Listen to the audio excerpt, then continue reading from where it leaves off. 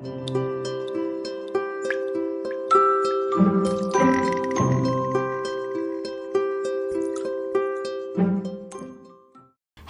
little readers. Welcome to Reading for Kiddos. Today we are reading The Big Cheese, written by Jory John and illustrated by Pete Oswald. If you enjoy this book in our channel, please remember to subscribe so you won't miss any of the new books that we read. Okay, let's get started. They call me Cheese. The Big Cheese. Oh, say it with me, please. The Big Cheese. Ta-da! You'd better believe it. That's right, folks. I'm the biggest, cheesiest piece of cheddar around. I'm really something to behold. Take a good look at me. Are you seeing what I'm seeing? Have you ever observed a more impressive cheese in your life? It's not just my stature either. It's my presence, my vibe, the energy I emanate, the excitement I exude. It's the way I fill a room, or a theater, or a stadium. Wherever I go, I cause a fuss. Heads turn, jaws drop, gasps are audible. That's why they call me Cheese. Oh, say it with me, please. The Big Cheese. Ta-da! You'd better believe it. How did I get such a good, or should I say Gouda, reputation? Well, I wasn't always a big shot. I grew up on a crowded platter in a tiny kitchen. I was an unremarkable little curd. We lived quiet lives of pasteurization. But I wasn't happy with the status quo. Oh no. I wanted to make a big old name for myself. So I resolved to become a big cheese. I wanted the praise, the cheers, the spotlight, the attention, the ovations, the celebrations. I set to work and, before long, I was on the fast track to success. I dressed to impress. I shredded the competition. I stole every show. And then I'd brag nonstop to anybody who'd listen. Hey, did you see me score that goal while I was literally yawning? What was the secret to my success? Well, I stuck to the things I was good at. That way, I couldn't possibly fail. Did it get a little boring never trying anything new? I suppose. But it didn't matter as long as everyone agreed that I was, oh, say it with me, please, the Big Cheese. Ta-da! But then, one fateful day, I met Wedge. He was new in town, and he seemed to be my exact opposite in every way. He was quiet. I was loud. He was shy. I was bold. While I dominated conversations, he kept to himself. I didn't pay him much attention at first, because why would I? I was too preoccupied with being the center of my universe. But then, without warning, everything changed. Here's what happened. Every summer, our tiny village staged an all-day cheescathlon. Guess who had first place trophies from the last 6 years? Oh, say it with me, please. The Big Cheese. Ta-da! You'd better believe it. This year's opening ceremony started at 5 a.m. sharp. I was fully primed and prepared to prevail.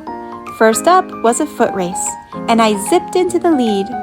Within seconds, though, there was someone on my heels. I could hear his breath, the pitter-patter of his agile feet. It was Wedge. I could not believe it. Oh, he was fast. Not just fast, but skilled, disciplined. He paced himself. We were neck and neck for most of the race, but when I slipped on a rogue pebble, Wedge swerved, sped up, and beat me by a nose. A cheese nose. For the first time, I'd come in second place. Oh, the indignity! But there was no time to sulk because the next leg of the competition had already started. It was a game of chess. Before I could blink or think, Wedge had taken my king in 4 moves, and while I was busy protesting to the judges, he'd already moved on. The following events were a blur of loss after humiliating loss. Hat making, sheep herding, bread buttering.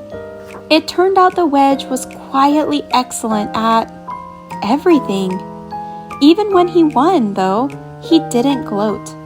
He was so humble. It was odd. It was disconcerting. It was absolutely baffling.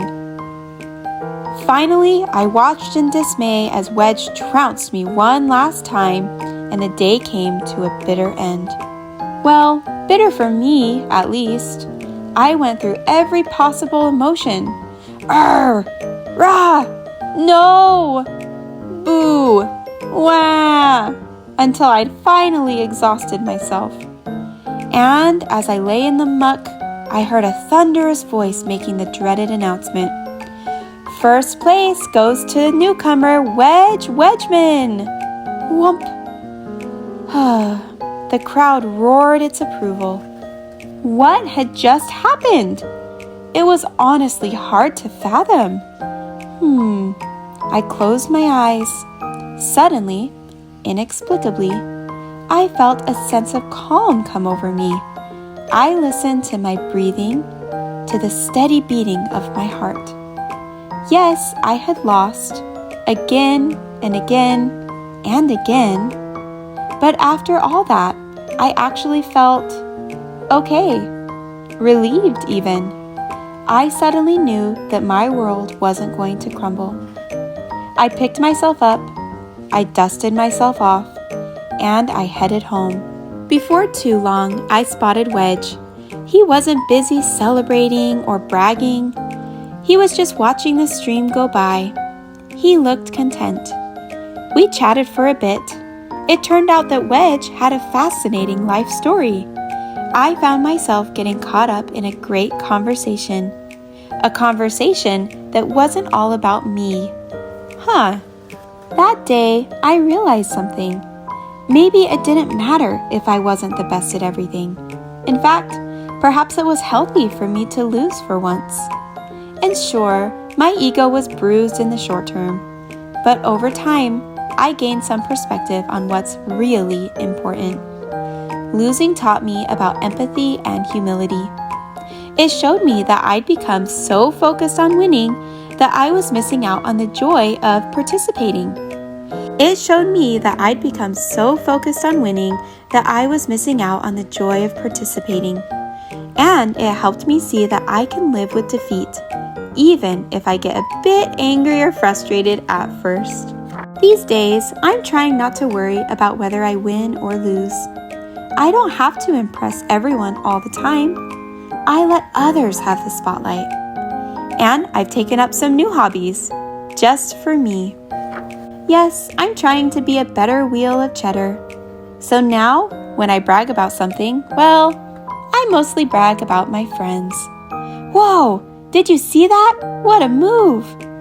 Because it turns out that anyone, from a crumb of gorgonzola to a fleck of feta to an unassuming wedge of brie, can be, oh, say it with me please, the big cheese. Ta-da! You'd better believe it. Thank you for joining us today. Please remember to like and subscribe so you can enjoy all of the new books we read. Okay, we'll see you next time.